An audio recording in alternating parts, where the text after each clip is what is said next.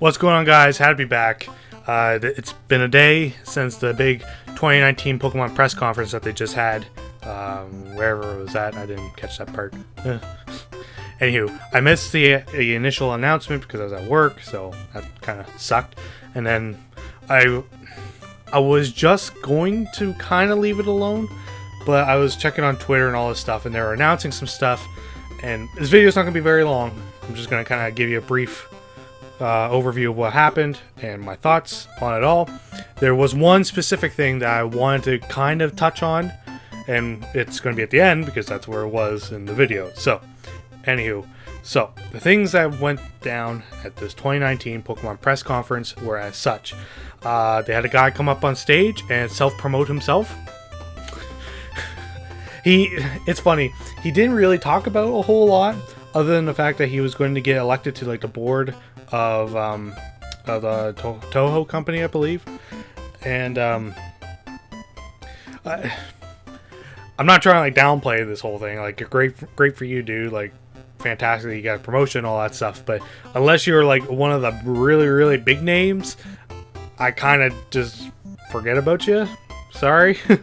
He also talked about Godzilla a lot, which was kind of weird, and it was funny because Ishihara kind of called him out a little bit on it. I don't know if it was scripted at all. It probably kind of was, but even if it was just a little bit of ad-libs by his part, that would have been just, it was hilarious. But anywho, next up they talked about the inclusion of a Pokemon Center in Singapore in the new Jewel Airport, I believe they called it.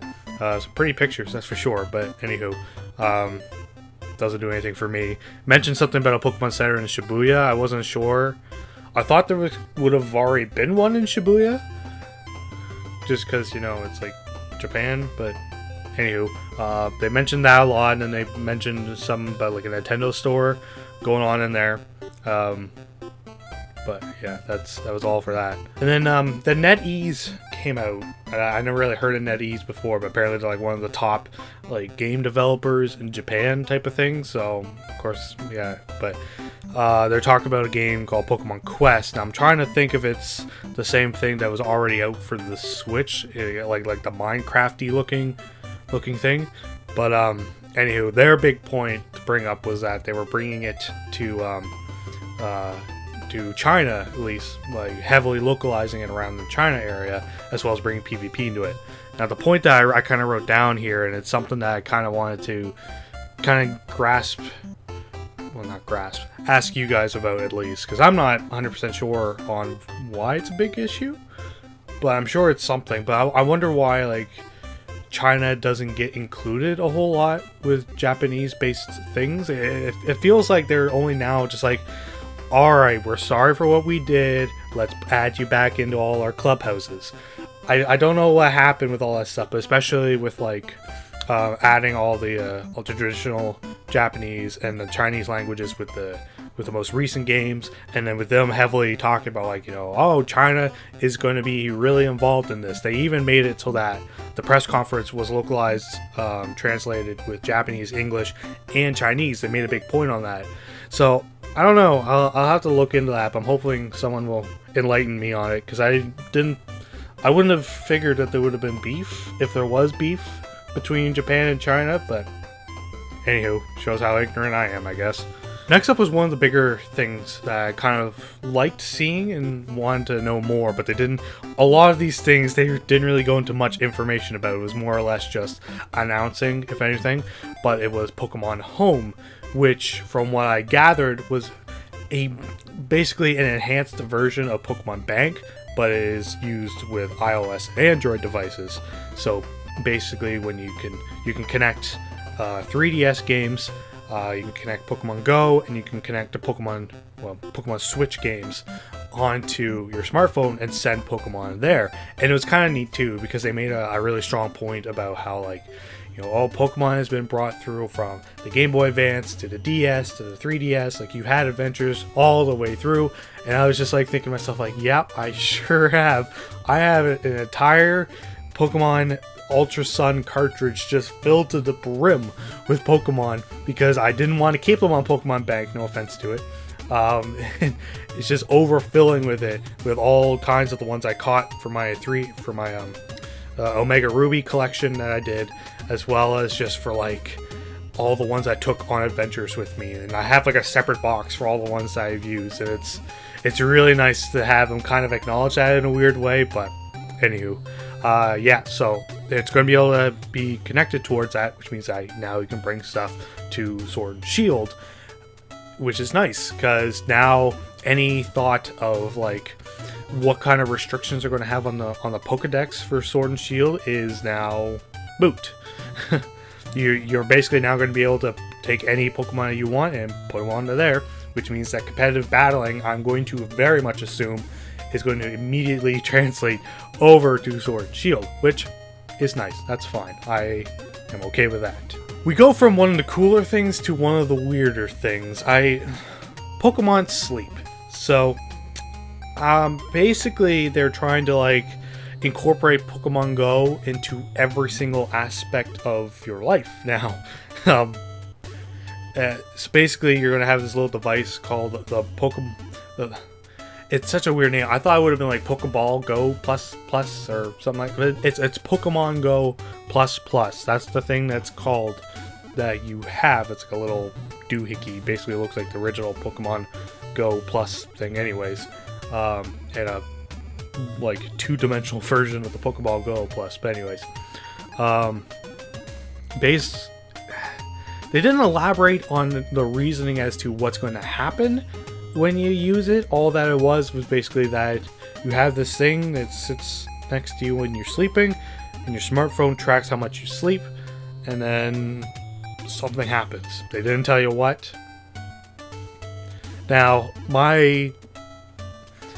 first off with it, my biggest problem is that I don't trust a lot of these things. I trust my phone's alarm a lot more than I trust a lot of other things. In fact, if anything, I don't trust my phone alarm all that much. I would almost use, I have like an old the AM FM clock that I used to use. I would trust that thing 10 times more than I would trust my phone, but this is all I got now.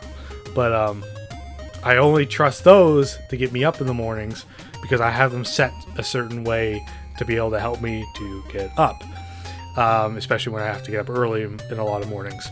Now with this, because I actually used a program before that was supposed to help like track your sleeping cycles, and it was supposed to like wake you up when you'd be most ready or blah blah blah.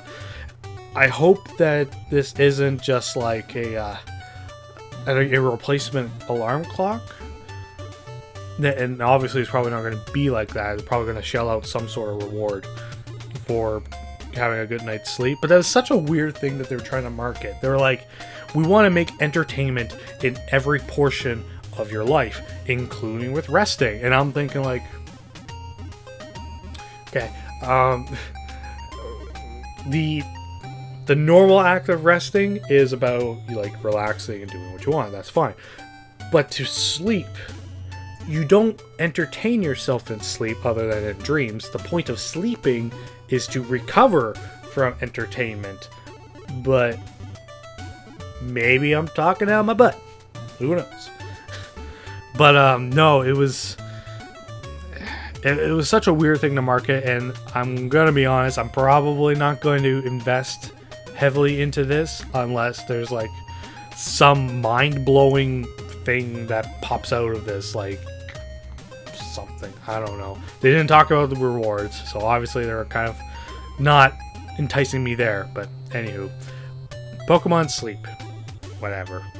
And then even then after that, they kind of announced a mini event for Pokemon Go that like a bunch of Snorlaxes are going to be around. So I picked up Pokemon Go when Let's Go, well, just before Let's Go came out, to try to get myself more involved into it, and then kind of kept going after that because I wanted to get like Meltons and stuff like that. But no, I severely dropped it again a little while after that. So I want to enjoy it, I really do. And they even showed a photo of like an event that I'm assuming they had somewheres. It was just like a large walkway, and it was filled to the brim with people. And then they had like a banner of I believe it was Team Valor, the red teams. Their banner like off to the side. There's like all these people. I'm sure they were there for the same Pokemon Go reason. I want to enjoy it, but my town sucks. I'm sure all you people in the big city have it better, but my God, there's no reason to play it in my town. There's no reason. It sucks. But anywho, yeah. So that's all that for that. So we go from one of the cooler things to one of the weirder things, back to one of the more intriguing things. Pokemon Masters. This has me worried. Now, again, they didn't really show a whole lot. They actually did show a little bit of gameplay of the game, so that was nice to actually see. But I'm worried because of the huge, like, issues that a lot of people are having recently with loot box games and other sort of games similar to that this degree.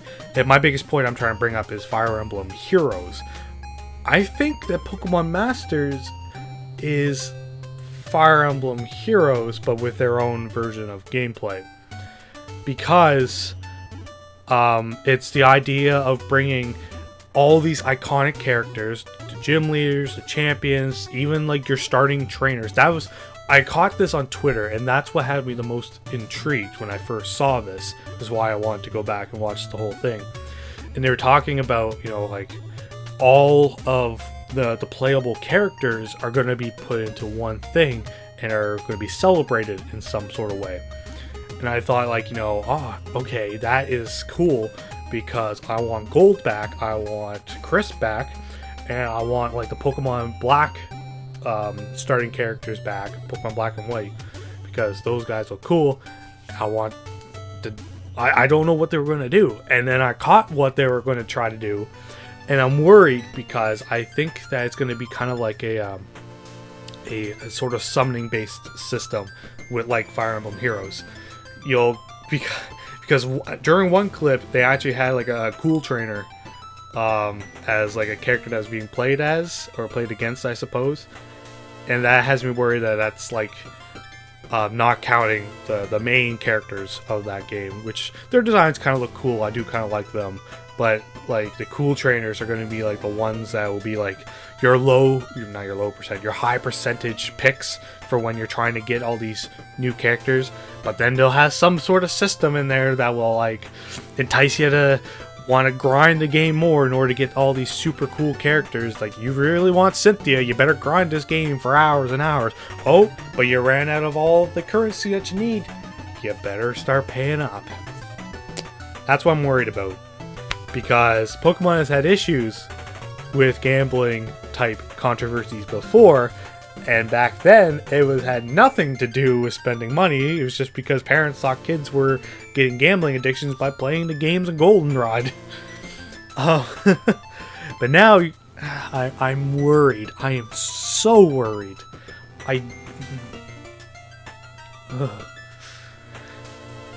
More or less what I'm going to just kind of open up about is that, like, basically, if it's what I think it's going to be, you would get a character, and that character has one like signature Pokemon tied to them, and then you would go into like these 3v3 battles, but like the battles don't play like normal Pokemon battles. Like it showed just a really small clip of just like one Pokemon dashing forward and hitting another one, and I think it did like 8 damage.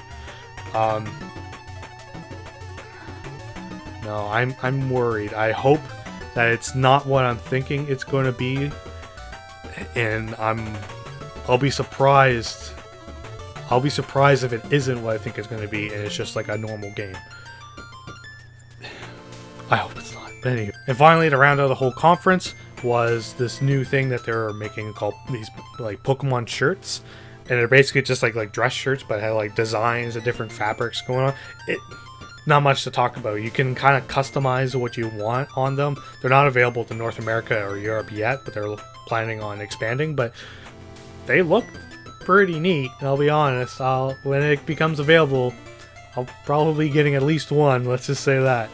But that was the last part of that. So that was the 2019 Pokemon Conference. Now, one thing that I left out was their announcement of the Pokemon Direct that's coming out next week. Plan for an actual reaction video on that one because I have the day off, and I'm super excited to figure out what is going on with Pokemon Sword and Shield because we've had nothing since its original announcement. And just like last year with Pokemon Let's Go, we're getting something just before E3. So, anywho, I'm excited to see and expect another video next week based on that. Maybe expect another video very soon of my own kind of stuff. But anywho, that's enough of that. Hopefully I got my point across. If you have any other questions or points that you want to make or whatever like that, just leave a comment down below. But anywho, thank you guys so much for watching, and I will see you all later.